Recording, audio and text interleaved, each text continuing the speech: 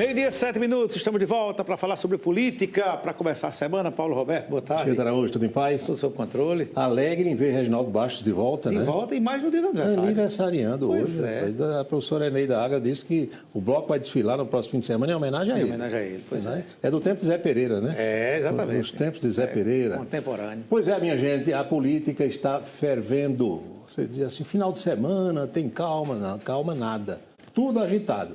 Agora há pouco eu conversei com um colega que trabalha no Palácio do Planalto, trabalha em Brasília, é credenciado no Palácio do Planalto, e ele me revelou, claro que Napoleão de Castro sabe muito bem disso, que está lá pertinho em Brasília, mas ele revelou que o ministro da Casa Civil, Rui Costa, é chamado hoje por outros pares do governo de Triângulo das Bermudas.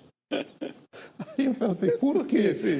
Tudo que chega na Casa Civil desaparece, como no Triângulo da Bermuda. O avião que sobrevoa o Triângulo das Bermudas cai. Navio que chega naquela área naufraga. E porque senão ele isolou o presidente Lula de tal maneira que muitas ideias, até boas, que chegam lá, ele engaveta e não chega até o presidente da República. E Sidônio Palmeira também, até agora, não conseguiu resolver as broncas de Brasília. Falam também que a primeira-dama, Janja, dá pitaco, dá opinião em tudo e que tem atrapalhado o presidente Lula, porque Lula escuta a primeira-dama. E aqueles encontros que Lula fazia no Palácio, governadores, lideranças políticas, senadores, o cineminha, acabou tudo. Janja disse, aqui é marido e mulher, vamos viver a vida de casal, não quero política em casa. Pronto. Ela é quem manda, né? Pois bem, e Fernando Haddad, o ministro da Fazenda, que está meio magoado, porque algumas coisas que ele quer implementar não tem deixado, porque dizem que a decisão é política e não técnica. Ele está na Arábia Saudita e viajou para um encontro do FMI, e isso é destaque na imprensa nacional. Haddad vai ao Oriente Médio para o FMI e também para estreitar relações com Catar, Arábia Saudita e Emirados Árabes Unidos. Quer ver a cara do Haddad? Aí. Acho que Haddad tem revelado a amigos que não está muito feliz, não está muito satisfeito. Nossa, ser ministro da Economia hoje, da Fazenda, não é para todo mundo. E outra coisa, Anchieta, você dirige uma retroescavadeira, sabe operar? Não. Eu também não sei. Então, se alguém chegar e dizer, olha, tira aquela retroescavadeira, eu vou dizer, não sei. Eu não tenho capacidade técnica para isso. Porque alguém diz assim, por exemplo, Fernando Henrique, na época, ele montou um time, ele não era... Mas assim, cada época... por exemplo, essa época agora que Lula está governando é muito diferente da época do Lula 1. Muito diferente. Você vê a popularidade como caiu, né? Porque a verdade verdadeira é que o presidente Lula é um cidadão analógico. A gente tem que entender isso. E o mundo hoje é digital. Se você não se atualiza, não se recicla, você está perdido. E Lula esteve sexta-feira em Belém do Pará, fez alguns pronunciamentos, disse algumas coisas, que o ano é de colher, que vai fazer aquilo que o povo deseja, vai melhorar a vida do cidadão brasileiro. Nós separamos um trecho dessa fala presidencial. Então, eu estou muito otimista que esse é o ano para duas coisas. Para a gente fazer uma colheita e para fazer com que a verdade ganhe da mentira. Eu estou colocando na minha vida um desafio. Eu quero destruir a mentira. Esse é o embate meu. Eu quero destruir a mentira. Porque eu aprendi com a minha mãe desde pequeno. Meu filho, a verdade engatinha e a mentira voa. Porque é mais fácil mentir. E nós temos uma turma de gente aqui no Brasil que não sabe fazer outra coisa a não ser mentir, a fazer provocação, a ofender os outros, a falar mal de todo mundo. E eu quero um país de verdade. Eu quero um país em que as pessoas saibam o que vai acontecer e o governo tenha coragem de olhar nos olhos da pessoa. Se não puder fazer, diga porque não pode fazer. Mas fazer aquilo que o povo precisa. Então esse é o meu ano. Presta atenção, Nonato. Esse é o meu ano. E o presidente disse que está comendo ovos de pata e ovo de ema. Ema não comi ainda não. Pata eu como todo dia, que as minhas patinhas colocam ovos lá. E Lula disse que um ovo de ema corresponde a 16 ovos de galinha. Ele come 2, 3. Nossa! Durante o dia. Aí deve estar uma potência. Aguenta rojão. Presidente Lula. A agenda de hoje leva Lula ao Rio de Janeiro para voltar cedo, porque tem reunião no Palácio do Planalto. Aqui estão os compromissos oficiais. Lula saiu às 9h20 de Brasília, chegou uma hora depois no Rio de Janeiro, visitou a Feira de Negócios da Indústria Naval e depois participou da cerimônia de retomada dessa indústria naval lá em Angra dos Reis. 1h10, 1h20 da tarde, ele decola de volta para Brasília, onde chega 2h30 e depois reunião no Palácio do Planalto, porque esses números recentes têm preocupado.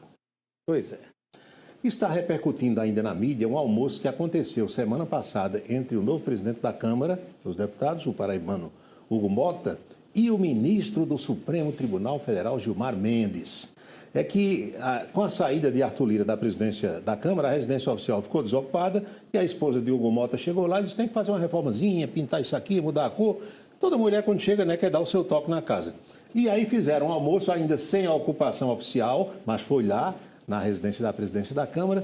Hugo Mota e Gilmar Mendes, a imprensa destaca, olha só aqui. O que é que diz? Hugo Mota e Gilmar Mendes discutem orçamento da nação e marco temporal, aquela coisa da terra indígena, durante o almoço. Há quem diga o seguinte, tem foto dos dois aqui juntinhos? Olha aqui, Gilmar Mendes e Hugo Mota. Há quem diga que ministro do Supremo, das cortes internacionais, das chamadas Supremas Cortes por outros países, não se reúnem com políticos para dar opinião sobre essas coisas, não. Mas no Brasil é diferente, né? Sim. No Brasil a gente entende que isso acontece. Defenestraram o deputado federal Wellington Roberto do comando do Partido Liberal aqui no estado da Paraíba. Se você for no site do Tribunal Superior Eleitoral, já não consta mais o nome de Wellington Roberto como dirigente estadual da Executiva Estadual aqui na Paraíba. E quem assumiu? Ninguém ainda. Mas isso também é destaque, Marcelo Queiroga deverá assumir. É o que falam. Olha só. Após queda de Wellington Roberto, Queiroga se reúne com Bolsonaro e deve ser o novo comandante do partido aqui no estado da Paraíba. Ninguém sabe se essa saída de Wellington Roberto foi uma coisa combinada, acertada, ou se foi, né, com algumas arestas. Você sabe que o Wellington Roberto, né, dizem no meio político que ele é um cidadão assim que não é muito de cumprir ordens, ele é de dar ordens, né? Né? Nasceu para dirigir, não nasceu para ser dirigido. Tem gente que é assim. Né?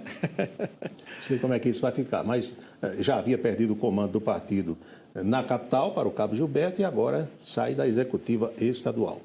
O governador paraibano João Azevedo foi alvo de homenagem ontem do sistema de turismo brasileiro lá em São Paulo. João foi receber uma premiação, está aqui, homenageado em evento da CVC em São Paulo por seus investimentos no turismo da Paraíba. Essa foto foi feita ontem à tarde, quando o governador recebia a homenagem e fazia um pronunciamento lá para o pessoal. Quando a nova mesa diretora do Senado foi escolhida, o novo presidente da Via Alcolumbre passou assim com alguns repórteres, ele ia conceder uma entrevista e se encontrou num dos corredores com a senadora paraibana Daniela Ribeiro. Aí olhou para a Daniela e disse: você é a nova Dama de Ferro. Diante dos repórteres. Aí os repórteres batizaram Daniela de Dama de Ferro, né? À frente dos repórteres, a primeira mulher a assumir a primeira secretaria do Senado. Dama de Ferro, está nas páginas. Dama de Ferro do Senado, Daniela Ribeiro amplia a influência, agenda encontro com o ministro Flávio Dino e lança um programa de proteção às mulheres. Daniela Ribeiro foi destaque inclusive nesse fim de semana no jornal Estado de São Paulo. Pois é, na verdade, ela sempre parece ter uma relação muito boa com o Davi Alcolumbre, né? Muito boa. Então ganhou espaço agora e...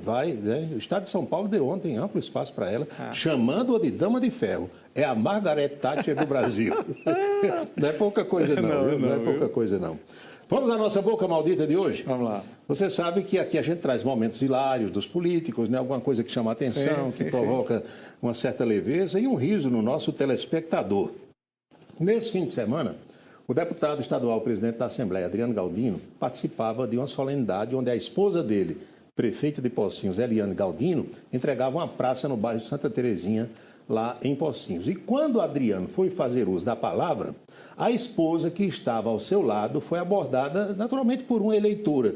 E você sabe que as pessoas quando abordam prefeito, governador, presidente, ninguém leva nada, é só pedindo, né? Alguém chega ali no ouvido, um cochichozinho, entrega ali uma xerox do documento de alguém, aquele ritual que a gente já sabe. E aí o presidente Adriano Galdino percebeu que ele ia começar a falar sem estar recebendo a atenção da esposa, a prefeita que estava do seu lado.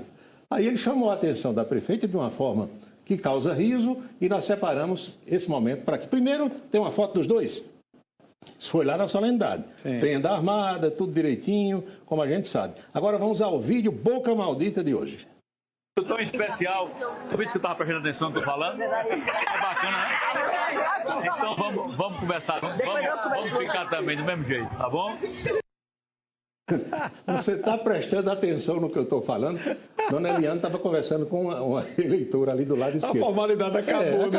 Acabou. Mas tá tudo em casa, né? Tá tudo em casa. Vamos ver de novo, é bem curtinho. Bora. Olha só. Tão especial. Por isso que eu estava prestando atenção no que eu tô falando. É bacana, né? Então vamos conversar. Vamos ficar também do mesmo jeito, tá bom? Provocou riso, inclusive, a Eliane. Foi a nossa boca maldita de hoje. Risonha, né? Solta. Bacana. Apenas para registrar o momento. É interessante, porque no momento desse, se fosse ele com outra prefeita em outro lugar, por mais que ela não tivesse... Não ia dizer isso. Não, ia, e né? se fosse dizer de uma forma bem formal, né? Mas como é a primeira dama dele, tem intimidade do lar, né? Você não está prestando atenção no que eu estou dizendo, não dá nada. Só faltou dizer isso, né? Fosse eu, teria dito, dá nada. Não nada, foi para casa. Ficou para casa. Tá bom. É isso, gente. Até amanhã. Isso aí, Paulo. Então vamos a Brasília, outras notícias da capital federal com Napoleão de Castro.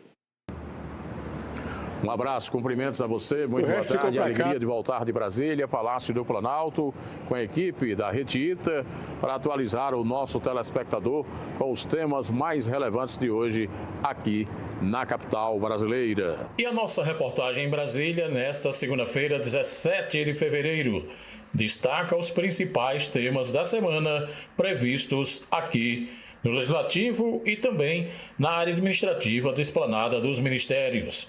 Na Câmara dos Deputados, deve ser votado nesta semana a proposta que cria a Estratégia Nacional de Saúde, um plano que busca exatamente fixar regras para estimular parcerias com empresas de desenvolvimento, dispositivos e insumos médicos hospitalares a serem fornecidos pelo Sistema Único de Saúde, o SUS. Já o presidente da Comissão Mista de Orçamento, deputado Júlio Arcoverde, disse que espera uma solução rápida para os impasses relacionados às emendas parlamentares ao orçamento da União. Vai acontecer, inclusive, no dia 27, uma reunião entre os três poderes da República com vistas a dar um fim a esse debate e a esse embate em relação às emendas. O problema é que há uma investigação da Polícia Federal e neste final de semana foi revelado de que pelo menos 70 parlamentares poderiam estar envolvidos na chamada venda de emendas.